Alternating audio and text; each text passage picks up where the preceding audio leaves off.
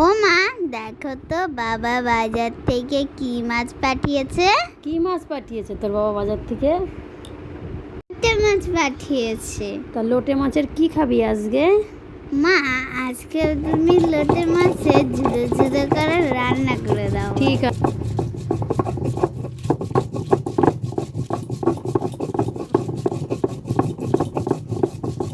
আমি মাছটাকে ভালো করে পরিষ্কার করে ধুয়ে নিয়েছি কেটে, আর এখন মাছের জন্য আমি মশলা করতে এসেছি। তো আমি মশলায় আদা, রসুন, পেঁয়াজ আর ধনে, গোটা ধনে আর শুকনো লঙ্কা, কাঁচা লঙ্কা দিয়ে আমি মশলাটা করে নিয়েছি। করে নিয়ে এখন এসেছি এই যে আমি রান্না করতে।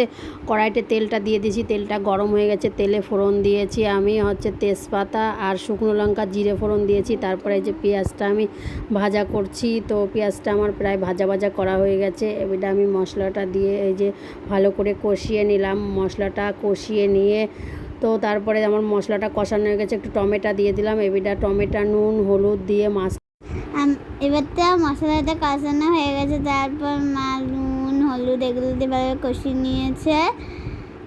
তো তারপরে এই যে লোটে মাছগুলো দিয়ে দিয়েছে মশলাতে। এবার নাড়িয়ে নেবে ভালোভাবে। এই